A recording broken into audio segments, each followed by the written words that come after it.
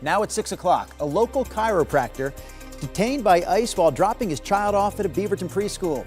Why ICE says they arrested the man and what comes next for him and his family. Plus, it's going to destroy the neighborhood. What are people around here going to do?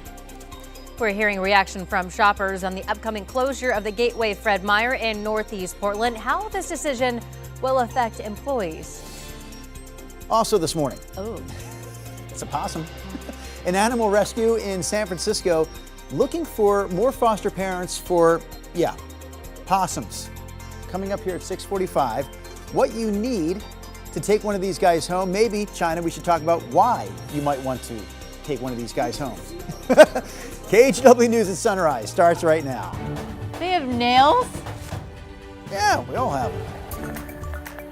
Good morning, and thank you for joining us on your, I don't even know what day it was. They had nails. It's Thursday, yeah. They had like witch nails. I don't know if you could hear if China's mic was up, but she said, they have nails? Sure they have nails, just like the rest of us, those possums do. Chris McGinnis standing by with his set of nails as well. Chris, again, 6:45, we'll cover the possum story. What is that? What is that? He's playing possum. You ever hear that expression? No. That's when you play dead. That's how they defend themselves in the wild. They play dead. They roll over playing possum. So just call it play dead. Well, the possums don't like to call it that. Okay. Perfect. How about that for a sunrise? Look at that. Oh my goodness, that is gorgeous from our Chehalem Tasting Room camera in Sherwood. The sun is up now. It is clear. It's 59, so it's not quite as warm as it was to start yesterday. 58 in Beaverton, Hillsborough waking up to 56, and we slide down to the south. 57, a popular number here. Albany, Almsville, Salem, Kaiser. Who else? Anybody? Okay, we'll get another 57 on the map. The point is today, after yesterday's 97, we dial back the heat quite a bit. Upper 70s by lunchtime, upper 80s, I think, for highs here in Portland with full sunshine or mostly sunny conditions. There could be some brief morning clouds up in the Kelso Longview area, but otherwise a sunny but not as hot day today. And that trend, as we dial back the temperatures a little bit, that trend will continue into Friday and the weekend. So some good news as far as that's concerned. Let's get you out the door with a look at the roads. The roads, the map, those aren't the roads, that's the map. The map is all green for right now. So we're off to a pretty good start early on this Thursday morning commute. Let's take you to North Portland, I-5 southbound up near the Expo Center. There is your southbound commute right there on the left-hand side of your screen. That is zipping right along. So as we mentioned, so far speed limit commute, no major issues out on the roads just yet. Drew, China. All right, thank you, Chris. A local chiropractor is in custody this morning after ICE agents detained him while he was dropping his child off at a Beaverton preschool. It happened Tuesday morning in the school parking lot when ICE agents broke his car window to arrest him. Sunrise reporter Thomas Schultz joins us live from Beaverton. So Thomas, what are other parents saying about this?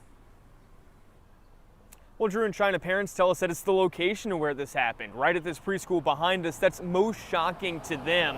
They also say that the school sent an email to families after the fact, alerting them that Dr. Mahdi Khanbabazadeh had been arrested at the school Tuesday. The 38-year-old chiropractor was dropping off his child at Guidepost Montessori when it happened. Both parents at the school and those who know the doctor are in disbelief this occurred. There's no reason a preschool needed to be used as a backdrop for the operation. That's careless. This is a surprise. I trust him with my health, and I'm shocked that he is in custody.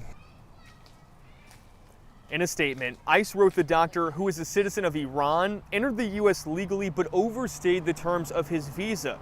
But his wife told us that's not true, and she's trying to get him released. ICE went on to say officers attempted to arrest Khanbabazadeh during a traffic stop before he got to school, but he requested permission to instead drop his child off.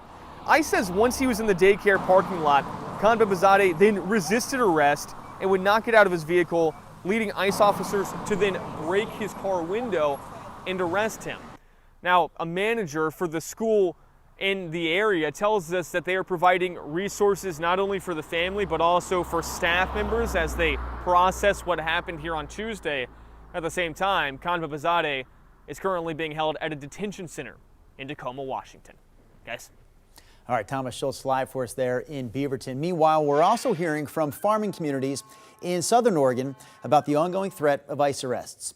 Some farm employers are allegedly exploiting workers' fears about immigration enforcement, particularly at the hemp and marijuana farms. Advocates for these workers say some of them aren't getting paid after a job is finished, and they say if they complain about it, they're threatened with deportation. The fear is real. Before 1985, before the amnesty happened, we just stay on the labor camp, we stay hiding. We don't come out so often. And I believe people are going to do the same thing, and I don't blame them. So that same advocate we just heard from there says because federal law still considers growing marijuana a felony, workers at marijuana farms are often afraid to testify against their employers, even if they are being exploited. Fred Meyer says it plans to close its Gateway location in Northwest Portland after its parent company Kroger reported last month that about 60 stores will shut down nationwide. So the company hasn't given a specific timeline for when that store will close, but they did tell us the decision was part of, quote, a larger company-wide decision to run more efficiently and ensure the long-term health of our business. So employees at this Gateway location, again, this is over in Northeast Portland, will be offered the opportunity to transfer to a new location. We also spoke to shoppers who say they're concerned about the impact that this might have on their neighborhood. Gateway is the middle mark of everybody's travel. But the whole property, then it's going to sit vacant, and then you're going to have 500 people with tents here. So again, shoppers talking about this decision here. Again, we don't have a specific timeline on the Gateway closing, but Kroger did say it plans to open about 30 more stores in other high growth areas. This November, Portland voters will have to decide whether to support a large tax hike to help pay for parks. The current parks levy is expiring, and the new levy is 75% higher. City Council President Ilana Pearl-Guiney said that without the increase, Parks and Rec would have to cut services by nearly half. Here's some of the testimony councilors heard before their vote to put the issue on the November ballot. Affordability in Portland is facing death by 1,000 cuts, with recent huge utility hikes, large increases in parking, rideshare, and other fees, and now a major tax increase in this levy. I encourage City Council to refer this parks levy to the November ballot. While I am no fan of additional taxes in Portland and agree with our previous speaker, I do support this levy at $1.40 because I believe in our park system and its importance to the city. Councilors said that they were able to reduce the amount needed in the levy by making cuts to the Parks Bureau in the city budget. Oregon and Washington have joined another multi-state lawsuit against the Trump administration, this time for shutting down a federal disaster prep program. We're talking about the BRIC program, which funds projects to strengthen infrastructure against wildfires, floods, and other natural threats. So the states involved in this lawsuit are fighting to restore that funding, saying that the administration broke the law by cutting it in the first place. Back to another one of our top local stories here. Governor Kotek declared a state of emergency for the Cram Fire burning in Central Oregon. You can see in this video we're showing you right here, captured by the state's wildfire camera, just how bad the smoke is in that area. Zero visibility. Yeah, since the fire began last Sunday, it's exploded to more than 64,000 acres and is still 0% contained. Governor Kotek's state of emergency lasts through the end of the year and will help first responders get access to resources. Fire managers say lighter winds yesterday meant fire activity was less than expected, but those winds have been one of the biggest challenges for crews so far.